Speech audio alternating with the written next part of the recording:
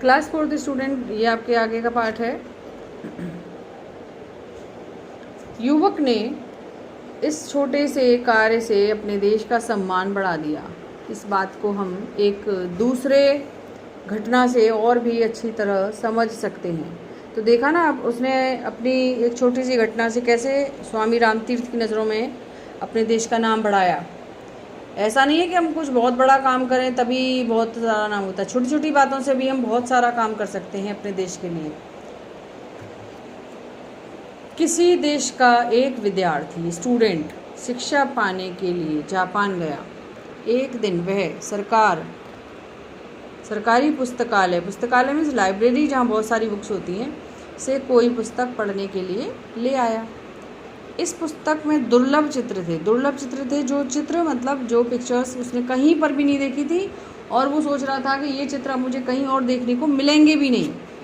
तो कुछ ऐसे दुर्लभ चित्र थे जो आसानी से कहीं और उसको नहीं मिलते।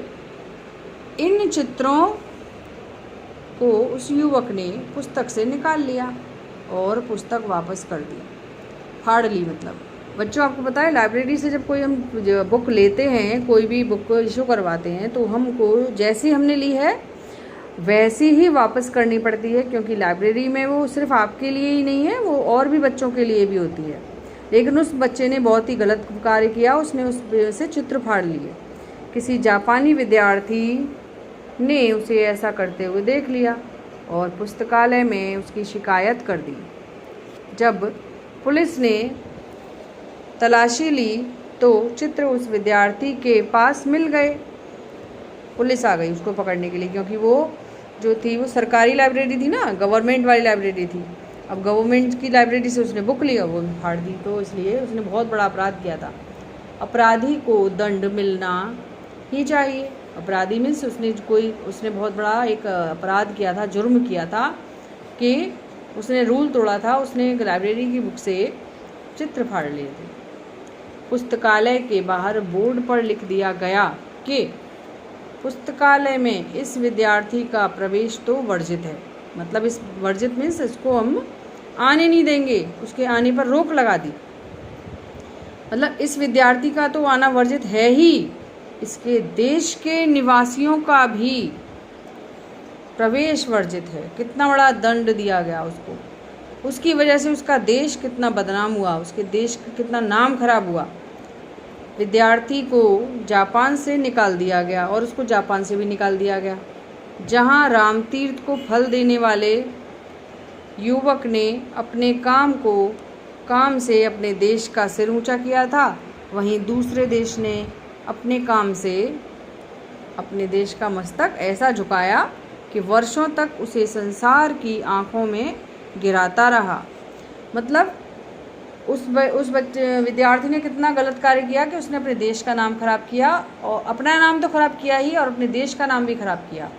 और जब तक ये और कह दिया गया कि इस वाली पुस्तकालय में इसके देश के और कोई विद्यार्थी भी अब पढ़ने के लिए नहीं आ पाएंगे।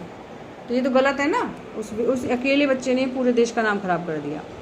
हम यह समझ लें कि जब हम कोई बुरा काम करते हैं तो हमारे माथे पर ही बुराई का टीका नहीं लगता, बल्कि देश का सिर भी नीचा हो जाता है।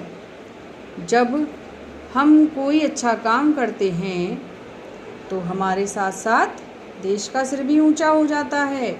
इसलिए हमें कोई ऐसा काम नहीं करना चाहिए जिससे देश की प्रतिष्ठा मीन्स मान सम्मान इज्जत खराब हो।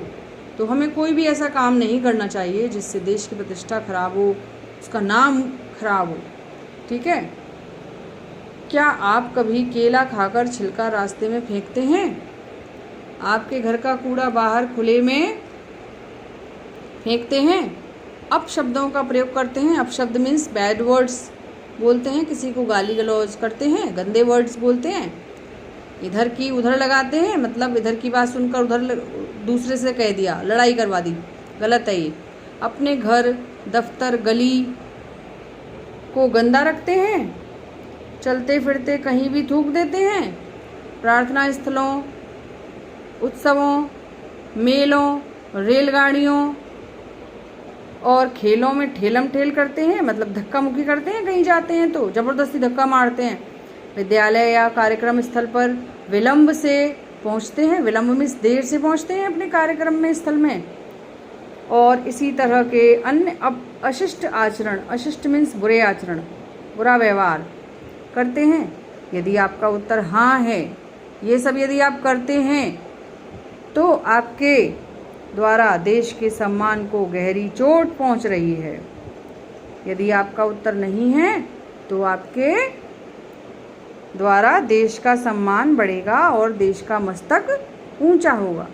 तो जैसे बेटा आपको सबको मम्मी पापा भी समझाते हैं ना, अच्छे काम करो, है ना, तो सबको अच्छे अच्छे काम करने चाहिए ताकि आपके देश का नाम ऊंचा हो और आपके मम्मी पापा का नाम भी बहुत ऊंचा होगा, आपके विद्यालय का नाम भी ऊंचा होगा और आपके देश का नाम आपके छोटे छोटे कार्यों से ही अच्छा होता है ना। तो अब हम इस पाठ को दोबारा पढ़ेंगे और फिर इस पाठ को समझना एक बार और पढ़कर अपने आप से। और देखिए फिर इसके ये शब्द अर्थ हैं, ये आप अपनी कॉपी में कर लेना। पहला शब्द देखो, आग्रह, प्रार्थना, दुर्लभ, जो आसानी से ना मिल सके, वर्जित, रोक होना, अपशब्द, गाली गलौज, विलंब, देर, आचरण, बर्ताव,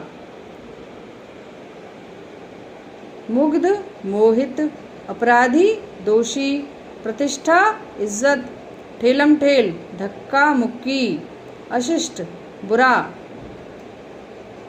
तो ये आपके कुछ शब्द अर्थ हैं। आप इनको अपनी पाठ पढ़ने के बाद अपनी कॉपी में अच्छी सी राइटिंग में कर लेना।